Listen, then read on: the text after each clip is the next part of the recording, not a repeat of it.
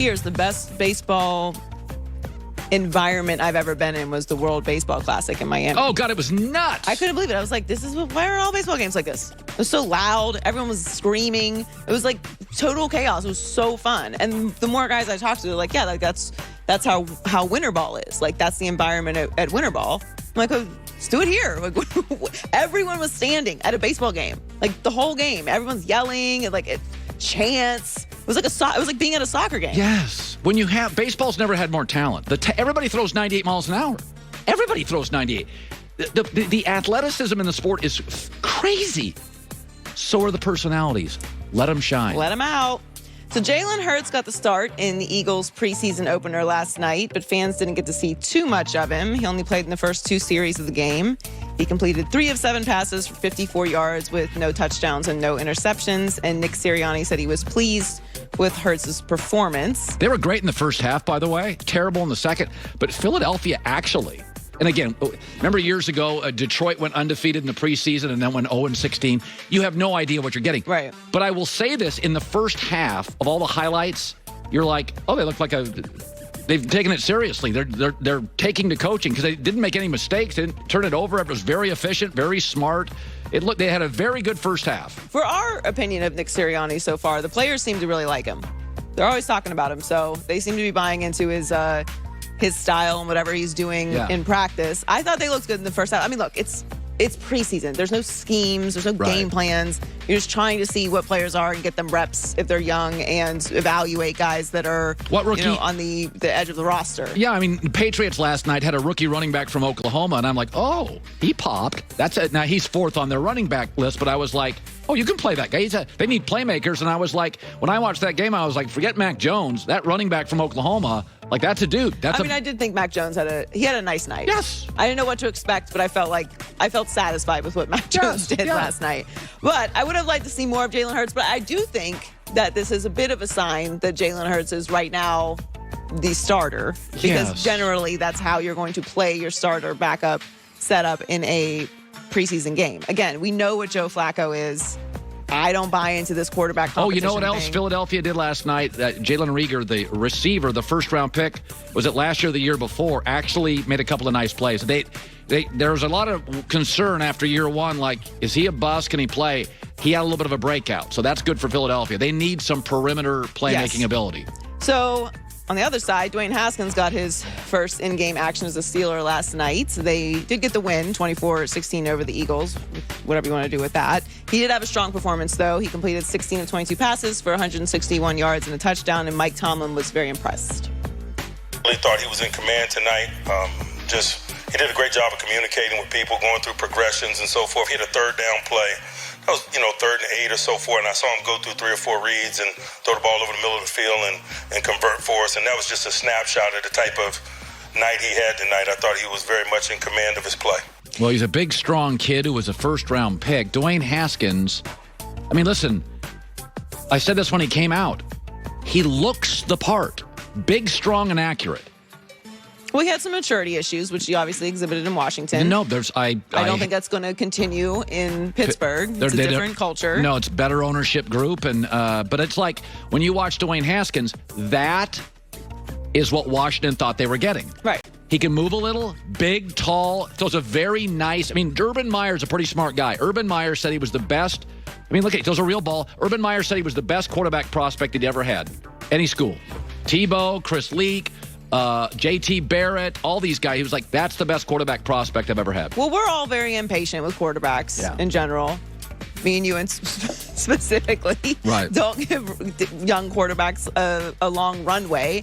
And I'm kind of with you on this. Other positions, you have a little bit more leeway to make mistakes than you do if you're the quarterback. Like, there's higher expectations of you. It's more responsibility. There's more pressure on you. And, sometimes guys need a few years or another place in order to get to that space. Now, he's obviously competing for the backup position at this point. We're going to see Ben Roethlisberger in the 3rd preseason game and see how that offseason diet has worked out for him. Can we just make Dwayne Haskins the backup? I'm with you. Mason Rudolph, we've seen it. Let's move on. I do think specifically for the Steelers, though, who they decide to make their backup quarterback is actually more important than some other teams because Ben's going to need some rest at some point this season, and you're going to need somebody to come in and be competent. So this is the first time I've seen Dwayne Haskins play for the Steelers. I immediately went, oh, yeah, that could be the heir apparent. I've never once thought that with Mason Rudolph. Thought, yeah, that's the heir apparent. It's like, no, he's a backup. Dwayne Haskins, if you're a Steeler fan, and he's number 3 on their depth chart. Yeah. You watched him last night, and you had to say to yourself, oh, that kind of is that. If you go to the history of Steeler quarterbacks, Bradshaw, big, strong throwers, mostly pocket. Yeah, he looks like a Pittsburgh quarterback. Yeah, big, strong guy with a big arm. They do an amazing job to draft running back or a wide receiver talent. He can throw the deep ball like that. To me, it was like, I could see moving into that. Now, again, the maturity issues, I had 2 sources said, Ron Rivera told me, you never knew what Dwayne showed up. Some days he was all in, some days he wasn't. So he's got to get past that. Right, and if that's a character thing, then he might not. But if it's just an immaturity thing, then he may. Right. Like sometimes it just takes different people to get there at different times in their career. But I liked what I saw from him last night. It's also funny to compare what Mike Tomlin had to say about Dwayne Haskins in comparison to Bill Belichick about Mac Jones. Was like, I did some good things, and we'll evaluate the rest, and that's it.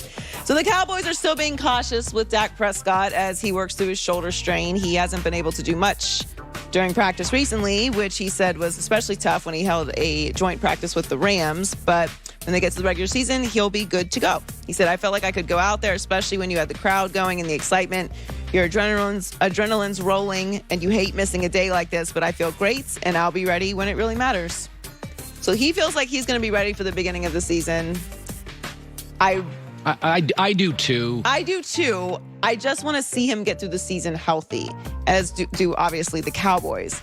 But, watching Hard Knocks, you can tell Dak is dying to be out there. So he would go out there whether he was 100% or not. And that's where the Cowboys need to be careful with him. Not that Dak isn't self-aware, obviously. I think Dak is incredible with all of his intangibles. Yeah. But he also really wants to play. So making sure that he is as close to 100% as he can be, like you need him throughout the whole season. It's not a situation like we were just talking about with the Steelers where you're assuming Ben might have to rest a little bit throughout. Like the extra game this year is a massive difference, especially if you have an older veteran quarterback. Like you need to have somebody who can step in for you maybe 1 or 2 games. Like you should anticipate that. They don't have a solid backup quarterback situation. So if somebody has to come in and play for 3 or 4 games because he re-aggravates this, that could be their season. So they really need him to be 100% or as close to it as they can. All right, good stuff, Joy, with the news. Well, that's the news. And thanks for stopping by. It is executives in America. Why do you not put NFL scrimmages on TV as games? They would get a million followers. If the Justin Fields of the Bears and Tua of the Dolphins was a 2-hour television show last night, it would have beaten everything on television in America last night except maybe the baseball game, and I don't know how many viewers they had. So they have these scrimmages, right? And over the course of the next 10 years, you're going to see more of these scrimmages and fewer preseason games. I'm here for it.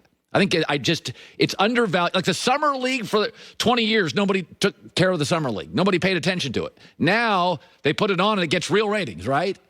Like start putting these scrimmages on to a Justin Fields. So here's the story out of the scrimmage yesterday. 4 quarterbacks took snaps in the Bears Miami Dolphins game. 1 got oohs and ahs, according to the report. Oohs and ahs from the fans. Like, ooh, ooh, ooh. Justin Fields. That was the guy. And this is where the Niners are and where the Bears are. Garoppolo and Dalton, like all these snaps and experience. They ain't oohs and ahs guys. And players are fans too. And coaches love when players, they drop a play and the player runs it all the way to the end. And Trey Lance and Justin Fields are not going to do that. Sometimes they're just going to wiggle around and make a play, and the fans are going to go, ooh, and the players are going to go, oh. And that's why Justin Fields is so exciting. You got to have buy-in from players. This is what I said about Mac Jones. You can be smart and efficient and accurate, not getting a lot of oohs and ahs.